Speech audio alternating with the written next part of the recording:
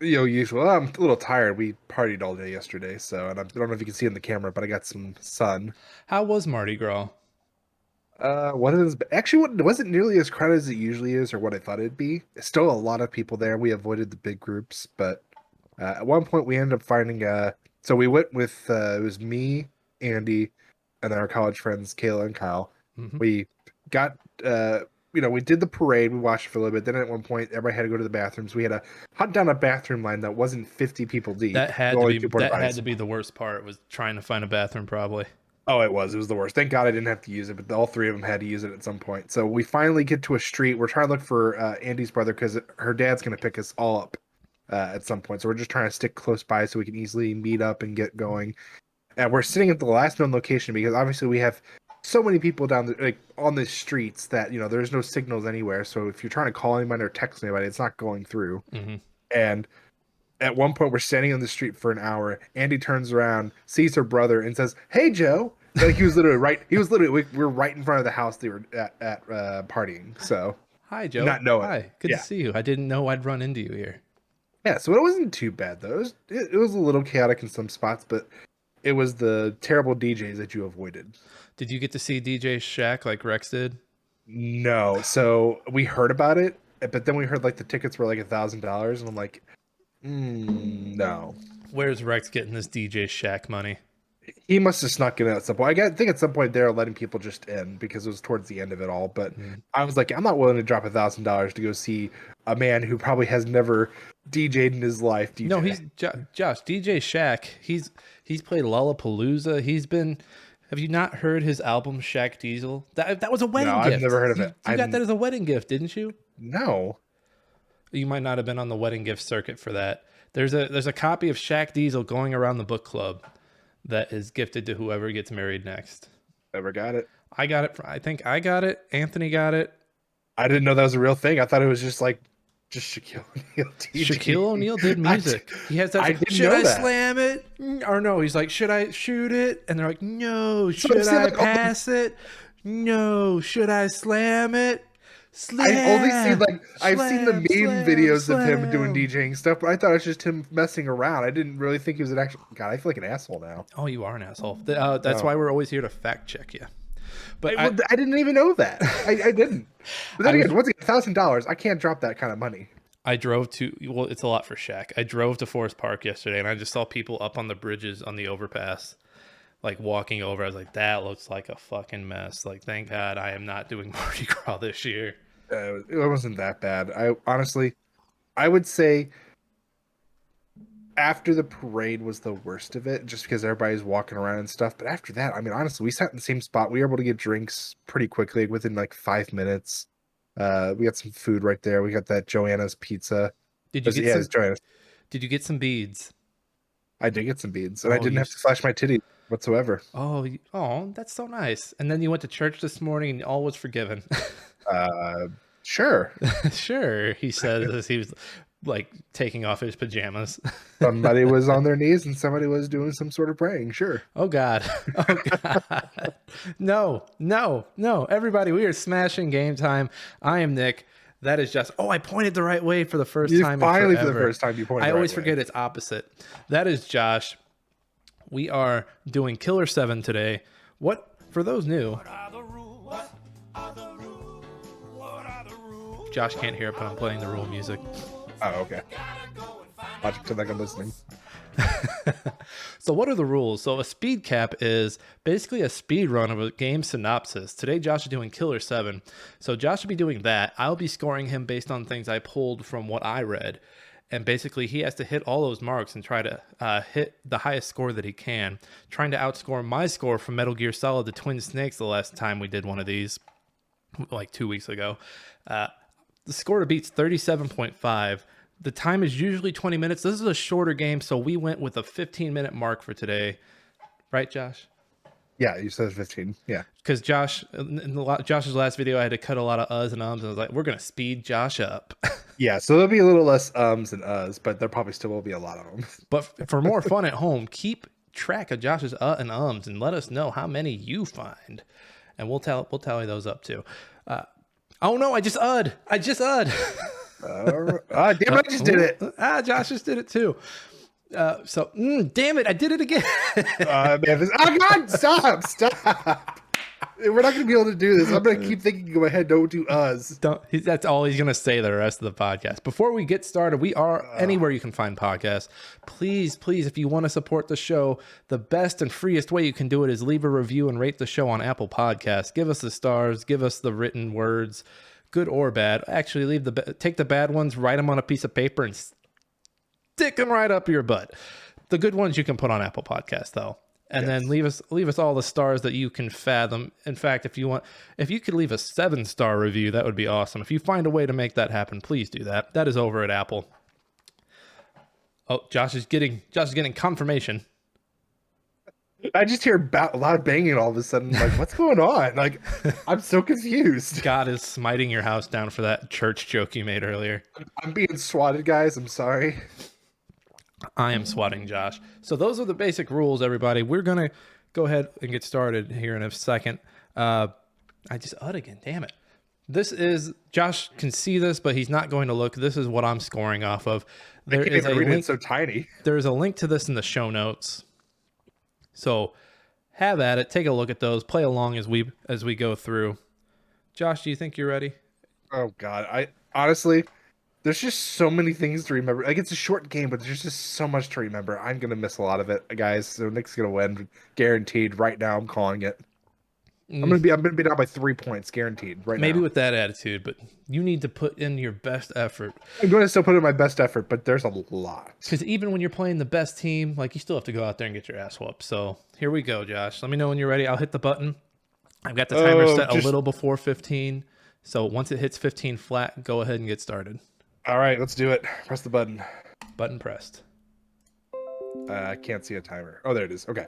All right. So, first things first, we got to talk about the characters because it's a little weird. So, essentially, you play as a group of assassins called the Killer7. You're led by a elderly man in a wheelchair. His name is Harmon Smith. So he has some type of rare disease, and it is first off set an alternative Earth, so it's not like our Earth; it's a different universe. But he has a disease. I don't remember the name of it, but it's basically he is able to capture the personas or the souls of people around him and absorb them into his own. So technically, you're playing as one character who can change his persona into all these other characters. So technically there are 8. You got Harmon Smith, the leader, but then you have 7 others who are the actual like assassins. So you have Garcian Smith, Dan Smith, Cade Smith, Kevin Smith, Coyote Smith, Con Smith, and I think it's Masked Smith. He's like the Mexican-American luchador guy. He has a mask. They all have like different ethnicities. Like Garcian is African-American, Dan is aggressive Irish-American, so on and so forth. I won't get into the details, but that's their names. So essentially, what starts the plot of this is 50 years ago, this group was working for the U.S. government, trying to assassinate somebody, and they basically ends up going the other way around. They're actually the real targets, and they get hunted down and killed. The only one who doesn't get killed is Harmon, who actually ends up going around and collecting all their souls to basically keep them alive, and they go dormant for 50 years. So the game starts between a conversation between Garcian Smith, one of the personas, and a guy named Christopher Mills about a new job for them. Basically, they want them to hunt down the source of smiles, which is an angel-like figure who's like, okay, so basically it's just really weird. They're basically hunting people who are being controlled and manipulated in the background to control, like, it's kind of like the Illuminati. So basically, you go around as these assassins. You start to hunt down all of these smiles, all these strings of the puppet, basically, or the puppeteer. So you eventually find out that it's like a disease, and they call it the Heaven Smile virus. God, there's a lot of ums in this already. I can see it. So central plot of it is, though, as you start to clear these infections out, or these viruses, you start to find out there's a plot between the U.S. and Japan relations. You find out that Japan is taking control of the U.S. and is like rigging everything from the elections to uh, basically anything you can think of, political atmospheres in general. They're taking it over and they're manipulating it. So as you're doing this, you actually end up killing like UN party members related who had been like reanimated by Kun Lao, who is like the puppeteer who's controlling everything in the background. And you end up at some point traveling between all these different destinations between Seattle, Washington. I think at one point you're in a Japanese hotel hunting people down, or the virus, whatever. Um, so as you're traveling, you're doing all this, killing all of them. You're trying to hunt down the main person, Kun Lan, whatever. Um, and then you end up fighting Amir. It's the last. It's Amir Par. It's Amir something. Who's like he's a gifted killer. He's like special in some way. He was actually the one who 50 years ago actually hunted you all down or hunted the whole group down and killed them. But after you kill him, you end up absorbing him. He becomes like the eighth member of the group, and he also you also don't realize this at the time though, but Amir memories were lost. He was kind of like the Winter Soldier at the time. Like they kept wiping his memories, and he looked younger and stuff. Like weren't sure how that was possible, but then you had to find out that's how it all happened. Um, so that ends up like then there's like a time skip. It's like a few years after the the incident of killing Amir and absorbing his persona and find out all's going on, and you end up arriving on the battleship island in Japan to basically destroy the last of Heaven's Smile. From there, it gives you like an option. You can either kill um, the main bad guy who ends up being like Matsukin or something like that. It's weird. It's just so convoluted. It's so weird. It's like worse than Metal Gear. But you get options basically to kill the main guy, which sets off the U.S. to discover Japan's role rigging American elections, which then turns into like the U.S. destroying Japan and wiping him completely off the map. Or if you let him live, um, it allows Japan to mount an assault on the U.S. So it's like vice versa, basically. Um, no matter what, though, Garcian finds that the last Heaven Smile is some other guy. It's like it has a different name, but you actually find out it's Kunlan officially, and you kill him, and then you find out that both Harmon and Kunlan are basically like they're not even human; they're like immortal beings.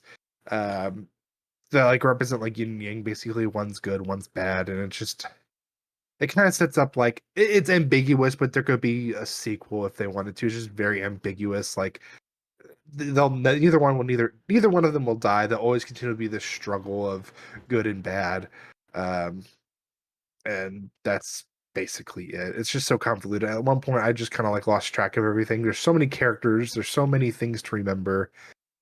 Um, yeah. Do So you that's yield all. Do you yield the rest of your time, Josh? Yeah, I'm gonna yield it because honestly, that's as best I can remember. I don't remember everything. I don't remember all the settings of the game. Honestly, I just remember Japan, that Battle Island at the end, and then I remember there's I think it's like like a middle school or high school in Seattle. They end up going to.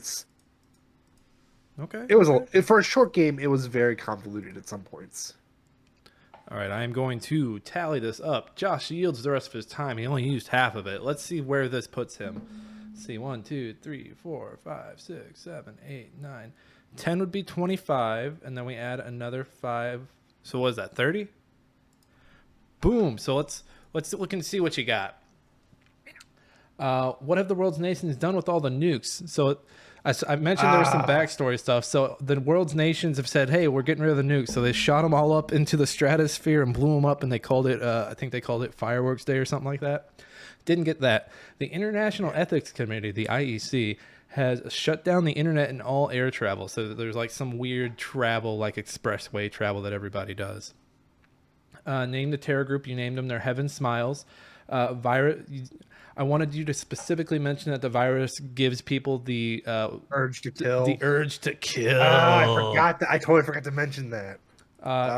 The major, yeah. So you mentioned the major conflict between U.S. and Japan, but there's also an internal struggle in Japan between the UN party and the Liberal Party.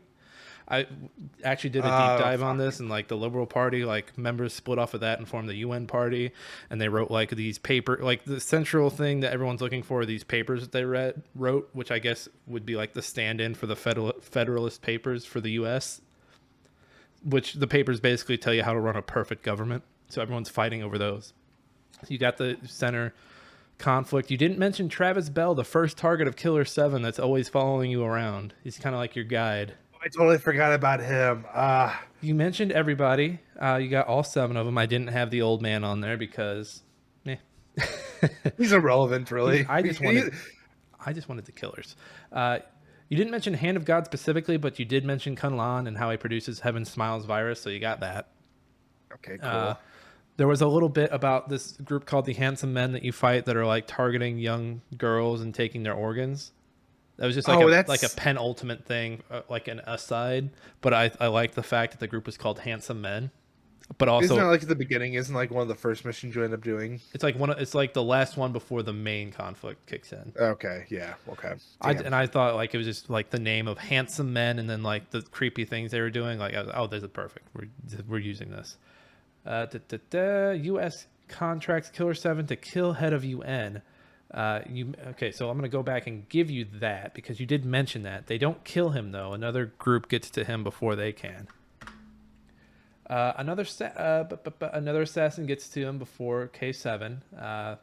And then you mentioned the school at the very end, so I gave you this one. Coburn Elementary, they discover that it's being used to train assassins by the UN party. And also this is the point where they find out that the US is rigging elections. And this was in Seattle, so since you mentioned Seattle like 20 times, I was like, fuck it, give it to him. That's like the only spot I remembered. He's so close. And then the ending, the only thing I really wanted to mention was that the two were immortal and were doomed to have this fight over and over again for the rest of time, which you basically brought on, you mentioned. So then that brings you at 32.5. I'm sorry, Josh, just 5 points shy of taking the crown. The crown will stay over here. I was pretty close though with my 3 points. You were close, and you only needed 7 minutes to do it. Oh well, I mean, like I said, this one was just so convoluted. Honestly, the last time I played it was when we had it. So, did you know it's on Steam? Is it really? Yeah, because I googled it earlier, and first thing that pops up when you Google it is buy on Steam. I don't know if I'd pick it. Oh, if it's a good price, I'd pick it up. I don't know. Yeah, like if it's on sale or something.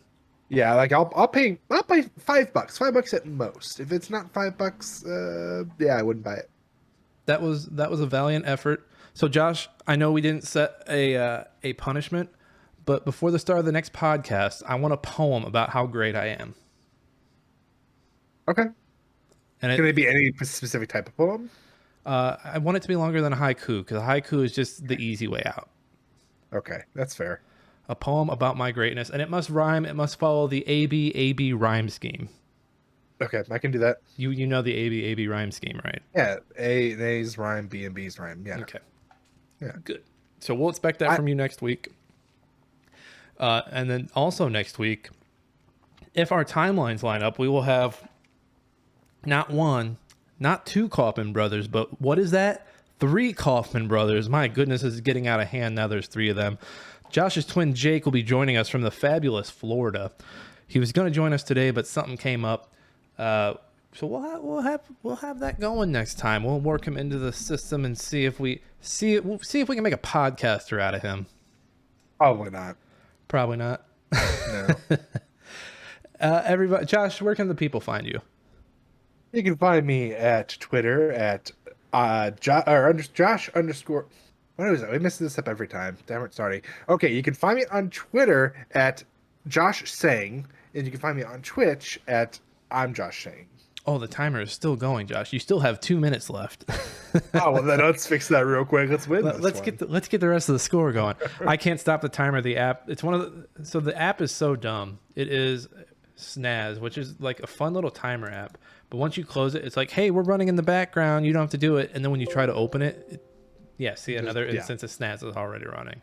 So it's like, oh, fine. great. Thanks, app. Just trying to shut you down. Well, now you have 2 minutes to end this podcast quickly. Dun, dun, dun, dun. So I'm Nick. You can find me on Twitter at @ThatKaufman. You can also find me on Twitch at NickFatNight. I recently took a little break from Twitch. It's been nice getting some shit done. I've got some comedy writing to be doing for like some like an onion packet, like getting some scripts done. But that's been nice getting away from it. We are Smashing Game Time. You can find us anywhere you get podcasts. We're also on Twitter and Instagram. Thanks as always to Alex Marvin Clark for our theme, Hunt Him Down, that we use for our intro and outro. It's a great song. You can find more of his stuff in our show link as well, the show notes actually. Josh, anything else you want to add? We've got a minute 20. Oh man, okay. Well, first off, I'd like to thank my family, my wife, my dog. Use the whole minute. Of all seriousness, guys, seriously, send us some reviews. I like to want to hear what everybody thinks. I've had a couple of people close to me start listening and say that they're good or that they enjoy it at least so far. I don't know how much else they like it, but seriously, I'd just like to hear how we're doing. You know, see if we can spice it up or if we need to maybe make it not so spicy. Josh feeds off of reviews, so look at how starved he is right now. He needs more reviews. I have lost 30 pounds. For 40 gross words a minute, you could feed a Josh for a month.